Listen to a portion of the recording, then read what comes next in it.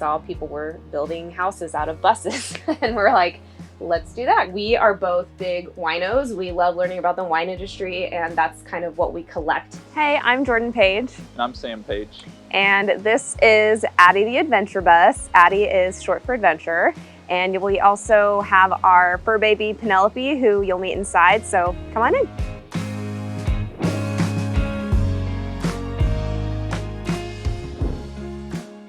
This is our living room area. So we have a little reading bench here, which does lift up. So we have some storage underneath here. And then we also have the couch here. So you'll notice this is a real couch. This is a couch that we've had for several years now. We went back and forth on what we wanted to do with the couch for a long time because, you know, there's the ones that convert into the bed. There's the ones that fold down. There's so many different ways. But then we were like, we love the couch we have, so let's just keep it and put it in the bus. And so we removed the legs and then built this base that the couch is sitting on. I do work full-time remotely, and so this was where I would work every day. So I have this great piece of furniture that we actually had in our previous loft that we were like, what should we do with the desk? And then we thought, let's just use what we have. So this was another thing where we removed the legs. And then underneath here, you'll see it's on a track system, so we can actually lift this higher up. So then I can also have a standing desk if I want to. But otherwise, then I have a rolling chair here and then some drawers, and it just works like an office desk. Other side, we have the kitchen. So we do like to cook from home a lot, so we really wanted like a really fully functioning kitchen. And so we do have the full gas range and stove here. But then we do also have this great sink. It's ginormous, so I can put off doing dishes as much as I possibly can. And then we do have these prefab cabinets. Everything else in the bus is really custom made for the most part, aside from the prefab cabinets. And they've worked really well for especially in a house that moves down the road. So we have several of these upper cabinets here. And then for these drawers, this was another thing that we had to learn as we go. How do we keep these drawers from opening while we drive down the road? So what we ended up doing, we have this great little system here. So there are hooks here at the bottom, as well as one right here. And then they all just keep each other shut. So then we don't have to worry about them flinging open because, again, they did, and we learned what to do about it after that. And so then, of course, also with the kitchen, we have our fridge. We do have a top-loading fridge, which is really helpful for living on the road, especially because it did give us more countertop space. And then it also has these latches as well, again, to help just keep it a little bit more secure while we're driving down the road. And so then we have the freezer side versus the fridge side.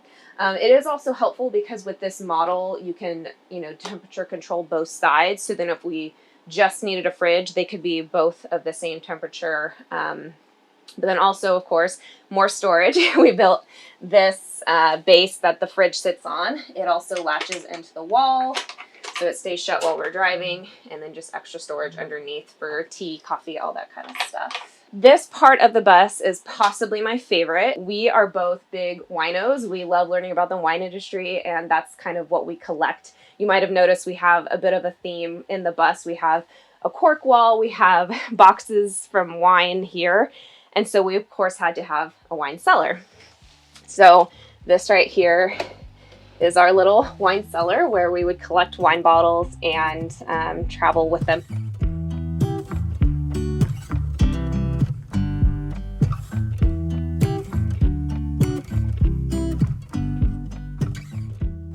It all stemmed from traveling full time. That was always a huge dream of mine.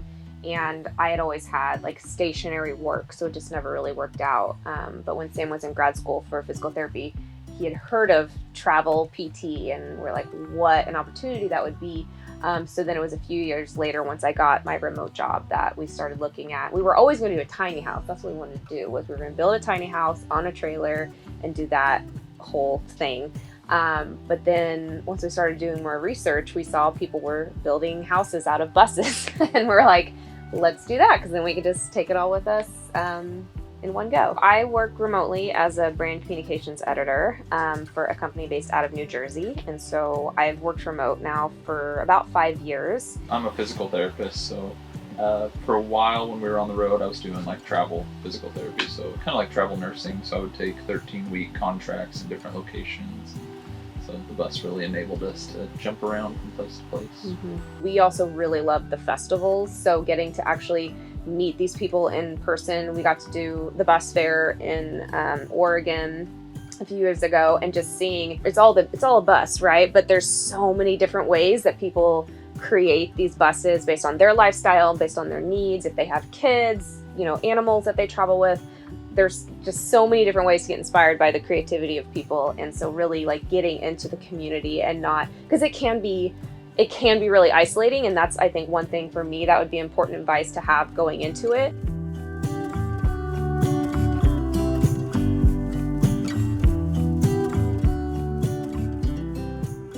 Moving further back, we have the bathroom area. So here we have the shower, again, plenty of headspace. And we also went with the tub, which really helps just keep the water in place, so we're not worried about like getting water into our floors. And then on the other side is the toilet room. And so in the toilet room, we do have a composting toilet. It was really interesting because when we lived on the road, we rarely used it. We would basically use public bathrooms almost everywhere we went, RV parks, grocery stores, everything. It was just easier than having to deal with it. And so I know that's a big question that a lot of people who are getting into bus life, van life, like, what do you do with the toilet situation? And I think we would have been fine if we hadn't even had one. So it's just interesting, learning as you go. But the room itself, I love. So when we first got out on the road, about a month before we left, we held a going away party. And so then we used the bathroom walls because they weren't done. So just to make it fun, we were using it as a guest book. So please leave your well wishes as we go out on the road. And the plan was to eventually finish the room. But then I was like, man, I would hate to cover all of these up. But my other favorite part of the bus is our bookcase. So a bookcase is not very common in a tiny house, but that was my non-negotiable. If I'm going to live in a tiny house, I have to have somewhere where my books go. So it works great because we just pull it, it just slides into the wall, and then we have a space for all my books. And then again, of course, as we're driving down the road, we have to lock it up. So then it's like a little garden gate. And so we just lock it right in there, and it stays shut. It doesn't give us any issue. We were able to loft the bed. So it is just a little bit of like jumping into it. We just make it work, but then that allows us to have tons of storage underneath the bed. This is where our freshwater tank is. And then the bed itself is actually on 4 actuators. So then we have a button in this closet space here so that when we click it, it can actually get up to about here. So then we have even more space to be under there. We never used it a whole lot. It was almost just easier to just crawl underneath and get what we need. But if we ever needed it, then we did have that option. Again, you'll notice that we have the windows in the front of the bus, but in the back, I like to sleep in a cold, dark cave. So I couldn't have the windows in the back of the bus. And I'm so glad we did that because it just made for, because again, it was our full-time home. So we needed great sleep while we were here. And it wasn't just travel sleep, So, so in the bed, we do also have our mini splits. For the most part, we did like to chase the fair weather. But then there were times when we got down to the 20s in like Wyoming and Oregon. But then other times it was midnight and 100 degrees in Vegas. And luckily this thing worked perfectly everywhere we were.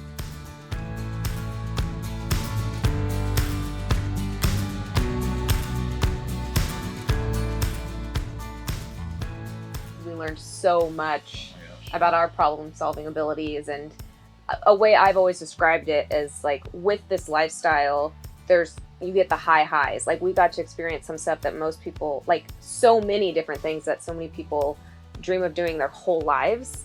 But then with the high highs come the low lows. Like there are things that we've never had to consider before living in a stationary home. Like where are we going to sleep tonight? Like what if our house won't drive down the road and we have to sleep in, a diesel mechanic's parking lot, which we definitely did. So, just once. But it's at the same time, like the pros are more than outweigh the cons for me. Be ready to make some changes. Like this layout of the bus and how everything ended up was not the beginning. Like plans. Like we kind of had to change things, and even being on the road, we found out parts of the bus that didn't work really well for us, and things we had to change. We did some construction projects on the road, just because what works in the parking lot when you're working on it doesn't really adapt and carry over into the real world sometimes. So just be ready to change things, and if you build your bus, you'll have the skills to do it.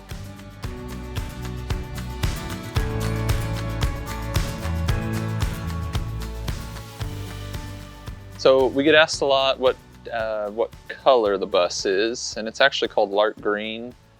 We based it off of a tattoo on Jordan's arm that you probably saw. We did a roof raise, so this sheet metal here is what we added in, 15 inches total, just to give us a little bit more headspace in there and bring those windows up so our sight line was a little more eye level. And then as far as other changes, we added just an RV propane tank and then an outdoor outlet. We normally would have some kind of string lights or something like that in the campground, so it made it easy. Back here is our garage section.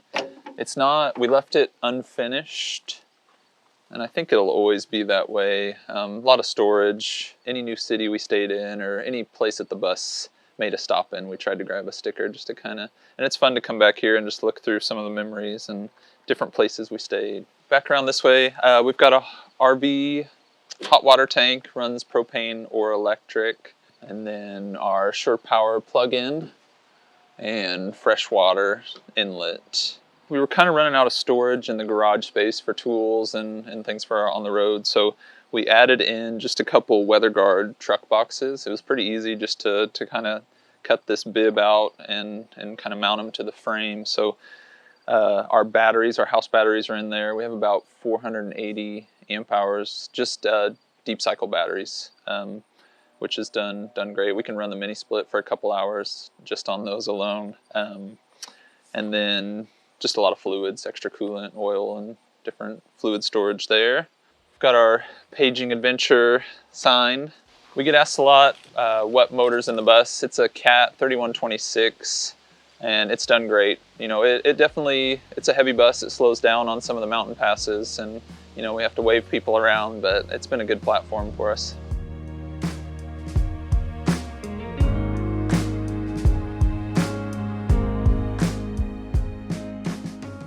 I think my best memory, and it's going to be a bit of a cop-out, but it's the culmination of so many different memories as opposed to like one, because we could take our home anywhere, and we did. So it was the experience of waking up in, at Lake Tahoe, the experience of waking up in Sedona, the experience of waking up in San Diego, and just knowing that we could choose to move when we wanted to. We could choose to stay when we wanted to.